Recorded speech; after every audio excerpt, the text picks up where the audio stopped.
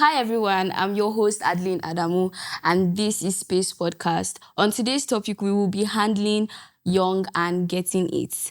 I have with me as guests young amazing women and they will be introducing themselves. My name is Stay Rejoice Pam, CEO, My Foodstuff Joss. My name is Olamide and I run the brand Y2K Body. My name is Juliet Lawrence and I am the beautiful face behind Twice But Nice. Okay. All of this one is formalities. I'm so glad to be amongst you guys. I'm in awe and I respect what you guys do, the hustle culture, everything. So I'd like to hear more about your brands and how you guys started. Don't know, do you want to handle it first? Okay, thank you. My Foodstuff Joss is a brand that sells fresh vegetables, fruits, and grains, and we deliver nationwide. For now, we deliver within Nigeria. So we deliver to different states in Nigeria. Okay. Yes. Olamide. Okay. As it says Y2K Body, my brand name is Y2K Body. I sell basically feminine aesthetic items, girly cute stuff, and really, really nice home decors. And basically, I am into China importation. I do procurements for other brands in Jos and outside Jos. And I also teach China importation. Twice But Nice is a clothing brand. We sell female clothes specifically, majorly thrifted wears. Okay. So. Y2K Body. Y2K Body, our Gen Z frontier. I just want to know what inspired you to start your business. Okay, growing up, I am actually the only child, and I was opportuned to use a mobile phone. And then my favorite app was the Pinterest app. So I got to always use that app, go through pictures, and see lifestyles from there that we Nigerian children or kids could not get, and all that. Products like the kind of products I sell are lifestyle products. So this kind of products I couldn't get them while I was growing up. So I had to place my focus on it, and then I got a lot of interest, and that's how it came up. Rejoice. Hi. Hello. So I want to know how where you grew up influenced your business idea. What was it about? Your life experiences growing up brought about your idea. Okay, basically, I won't say my life experiences inspired me to start selling foodstuff. No, I started selling foodstuff from school. I was in my final year in the University of Jos. So there's this man that stays in Abuja that was like, okay, you stay in Jos, please can you help me get veggies from the market? He owns a restaurant. So I was like, okay, that's fine, I can help out. So most times when I don't have lectures or we don't have rehearsals, because I study theater and film art, so I'll leave school, I'll go to Ferengada Market, then I'll buy veggies and then send to him in Abuja. And he'll just tip me a little bit from whatever I buy. So it just depends on the bulk, how bulky the order is.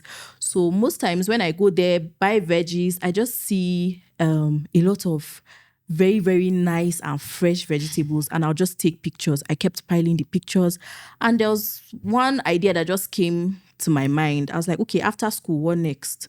Okay. And I thought about it. I was like, okay, let me start posting this. And when I started posting it, people from outside Jos that I just had their contacts on my phone were asking, please, can you help me get cucumber? Can you help me get this? Can you help me get that? Even somebody that I know that has a restaurant in Kaduna was like, help me get vegetables. And I was like, oh, okay.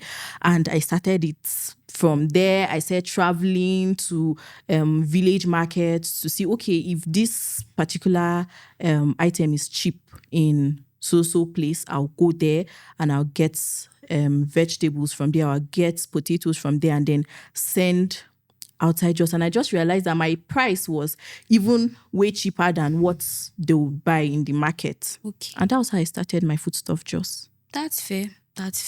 Twice But Nice. Darling, I've been following you since secondary school. Oh. I knew you started makeup first, but like, what brought about thrifts? Okay, makeup was actually giving me cool cash, but I needed more. I like money. Fair. I needed more cash. So one day I bought something from a friend and I went to pick it up and I was telling her she's also into makeup. I was telling her, this makeup money, it's too small now. People come and be pricing me anyhow. And she was like, just start shifts business. And she just said it once. And I went home. I just told my mom, Mommy, I want to start selling clothes. And she was like, just like that. So yes, there's this girl that sells thrift. She's my sister's friend. I just called her, Millie, please, can you help me? And she was like, yes. And the next day, I don't waste time when I think of things. I just jump into it. And the next day, she escorted me to the market. And from that time, we're here today. So, but like on the topic that she just said, what was your first ever hustle before your business idea? Let me My first- You wouldn't believe, but I started with waist beads right from primary 5. Like I said, I'm the only child. Okay. I am very, very intellectual and I do a lot of brain work. So I don't have anybody to speak with. I don't have anybody to say anything with. I grew up with my mom not being really around. So I'm just the only person at home. Then I started with making beads, neck piece, waist beads, beaded bags, and all that. And trust me, nobody taught me. Yeah. Nobody taught me. So I did that from primary 5. I wasn't really selling. I was just making it for fun. Then I started selling it in my JS1 because I like money. I like soft life. Do you understand? So I started selling and all that. From there, I got to uni and time.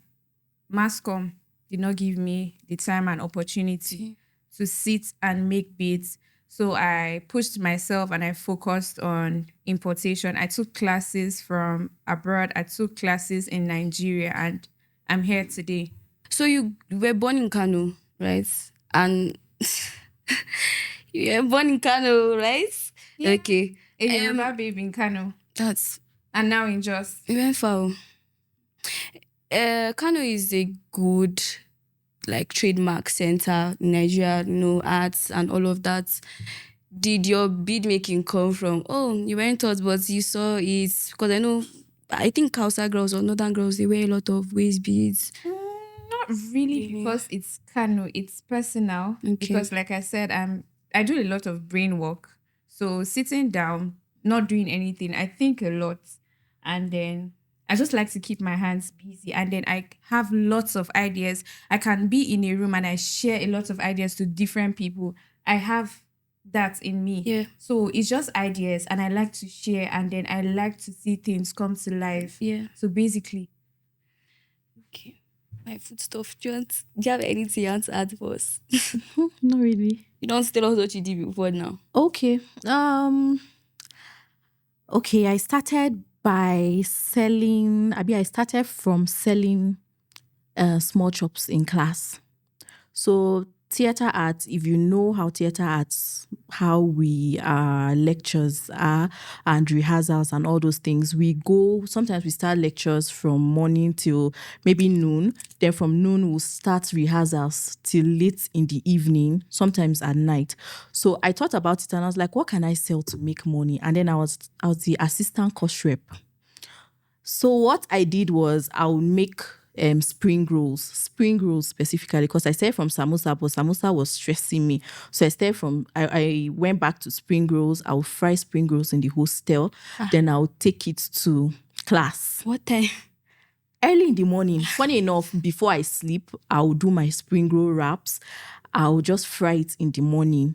When I fry it in the morning, I'll take it to the lecture hall. I'll just keep it whenever the lecturer just goes out, I'll just open the rubber and then fan it in the Let the aroma will spread. just go around the class. Let And the they're aroma like, spread. they'll be like, how far Rejoice? You did class? And I did here. I just want to show you that I'm around. And then my them smell you're and coming. yes, and spring roll is available. So that was how I started, and it motivated me. So during strike, I also did masa around Standard Junction. I was frying masa, like the normal roadside massa. I did all of that, and to some extent, I'll say it helped me to start my foodstuff just in a very, very different way. I started stronger, I started better because I know what I had gone through doing small chops, doing masa by the road and all those things. So it helped me. That's fair. Yeah. Everybody these days business. I want to start business, but it's hard now. It's not hard. You're dealing with crazy people every day. Not hard. It's not.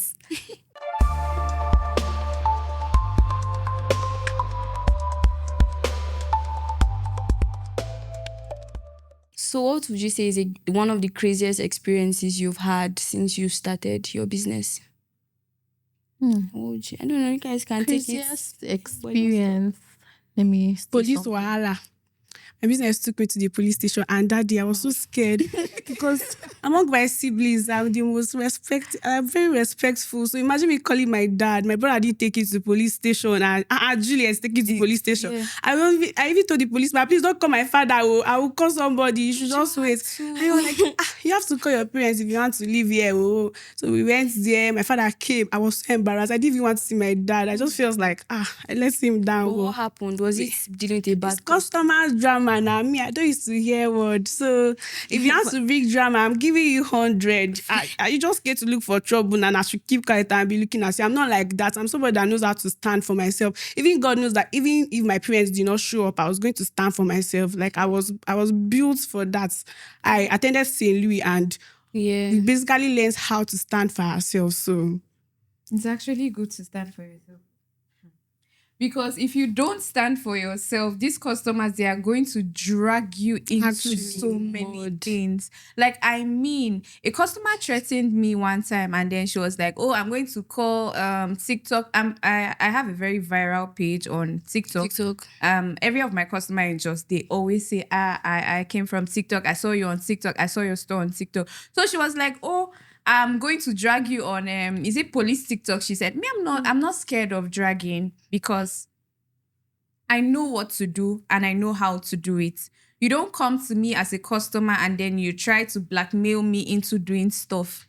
It doesn't work that way. If you are wrong, I'll tell you you are wrong. If you are right, I'll tell you you are right. So one thing is you shouldn't be scared of your customers because they are not scared to cheat you too. Fair. Clock it. Anyway, what would you say if you are on IG and your pages are on Instagram and all of that you guys deal with?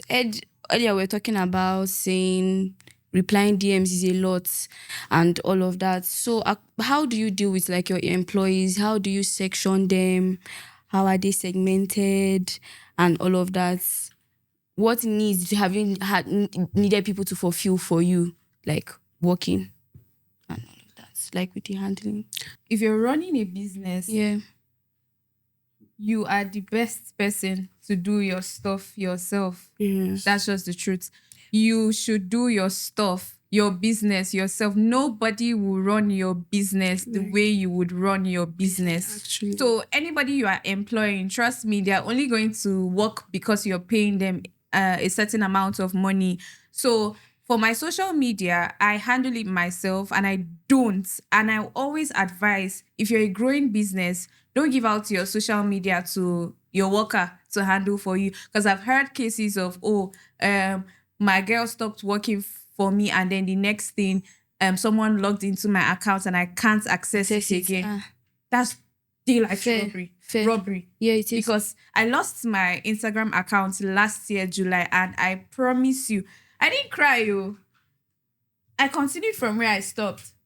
So are your family members involved in your businesses? Like they know about it? So I just want to know, has anybody asked you for family friend discounts? And they'll be like, oh, my guy, Julius, You feel like you have a lot to I say. used to do that when I started, but with time I stopped it because those people, they are never satisfied. Once you give them discount, the next time they want you to still keep giving them discounts. So if you continue, you'll be running at a loss. Than me, I'm not somebody that is easily approachable. So most of them don't even have the guts to come and ask me for discounts. Yes, that's the way I've presented myself. It's my business. I don't come to price you down. Why should you do that to me? So that's how it is. Rejoice, rejoice. You sell food stuff now. Your mother has Yeah. never brought her friends. There are relatives. There are relatives that will ask you, how far? Is there tomato? Is there tomato left? Is there pepper left? I want some. Even my mom, tomato and all those things. Yes, they understand that it's business, but most times I make them understand that if you in fact, I can't give you anything from this business right now because it's still a growing brand. Yeah. So if you don't want to run down my business, you don't want me to shut down, you don't want me to pack and go back to my village, you have to please patronize me, pay for whatever you're picking. Even me, I pay for things. I just brought kilishi to my shop, and I remember that the first time I brought kilishi to the shop, I ate. It's so shameful to say, but I ate everything. Everything. Like, it was the kilishi market. The first time I opened my store, because I opened my store in January this year. And Same with you. You opened your store to this year. So I opened my store this year now. That's so nice. Big ups. thank you. Yeah. So after I opened my store, sales was a bit slow. Yeah. Then, and I'll just look at the shelf where the kilishi is and just be like, "Hi, I'm hungry. Oh. Let me just eat one." And I'll take one pack, take another pack. But right now, I've understood that yes, I have to pay. And anytime I want to take kilishi or take something from, You have to pay. yes, I'll just give my girl my card, and she will just remove the money for the kilishi, and I've I'm paid very decent. for it. I have to be very, very disciplined. So the discipline starts from me. Yeah. Because somebody can easily say, "Oh, come and take tomato, come and take this, come and take that," when you're doing supplies for customers. And it's not fair to do all of that because you are running your business down. Yeah. You're killing the business practically because it's still at its growing stage. So if I'm disciplined enough to pay for whatever I'm picking, then whosoever it is that wants to get anything from my foodstuff, just you have to pay. Okay. So for our young viewers, I think people do not understand that businesses have to have systems. Like, you have to have systems in place. Just like she just said, she'll pay if she picks it up. So I want to know what systems have worked so far for you guys. Like, any reward system being maybe you and your employees, like, okay, when you keep this or you do it to this, maybe there are bonuses for it. Disciplinary systems, like, okay, if you're supposed to do this at this amount of time and it doesn't get done, it's deducted from your salary or your pay. And you guys unwind. Wait, sorry, let me slow down. You guys can answer the first two. Okay. Me in particular, something happened this last week. So my staff that is in charge of taking orders she took a particular customer's order. Now, this customer has been patronizing me for a very long time, and I know that her location is Lagos. But my staff doesn't know that her location is Lagos. But then most times if you place an order, we send you that where our account number is. You have to send your location, your full name, your phone number, because these are the details we need for your way bills. So I definitely, she was supposed to do that, but I think she forgot to do that. She just assumed that all our orders for that day was Abuja. So we sent out my customer's order. We sent out a bag of potatoes. We sent out a full carton with fresh veggies. We sent out a lot of things. And A lot of money. Abuja instead of Lagos. Yeah. And I told her, that particular day, she didn't even come to work because we have off days. Thursdays are off days. And I called her, and immediately the customer told me, somebody called me from Abuja to come and pick up my items. How far? And I'm like, wow. I went back to check, and I realized that yes, she messed up. And I told her, you're going to pay dearly for this, because in our meetings, we have meetings. And I will always say, because everybody has his own task. Yes. You don't have any business with doing anything in the shop. Your own is to just respond and take orders. That's all. You don't have to, you're not the one creating content. I'm the one Yes. that does all the content. I do everything. Just focus and take orders, respond to the customers. That's all. And when I just went back to check and then you made this silly mistake, you're going to pay daily for it. And I spent a lot of money trying to fix the whole Mix up. Yes, but things like that happen, but the staff has to pay, because if this another person sees that this person has paid for his own mistake, the person would try fall to in correct. line. You try to do everything right. Okay.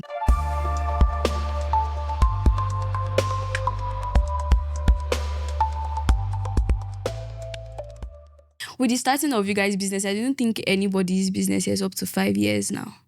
It's 3, 2, guys just opened your stores. So what would you say is your biggest, I can't believe I pulled that off.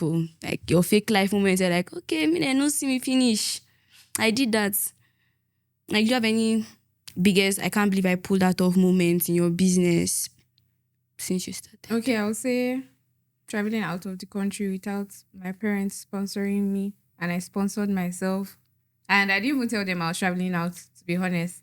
I just called my mom. I texted her and I'm like, I'm on my way to China. And then she was like, China, how? What's happening? Her only child. What's going on? I'm like, I just want to go and do business. And then she was like, okay, that should video call her when I get to my destination. And I won't say I bragged about it because I don't know. Most times my mom tells me this, that I don't appreciate myself the way I walk. As in, for the kind of things I do, I don't appreciate myself. But I just feel like it's a personality something. I just do stuff because it's inside me. It's not because, I do it because I want to brag about it.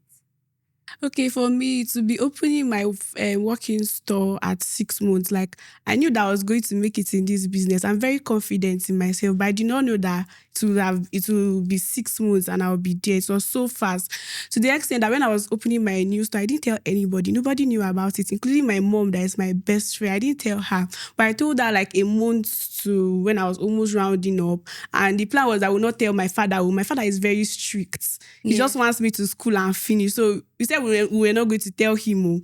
A day before my store opening, we had not told my dad still. Mommy said, if my dad hears this thing, he will be angry. Let's just tell him that I should call him. I said, Mommy, you call him now. So like, I should call him. I might know his daughter. I said, I know his wife. So she said she will call him. And that evening, the next day was the store opening. She told my dad. My dad was like, all these things, people did not tell me.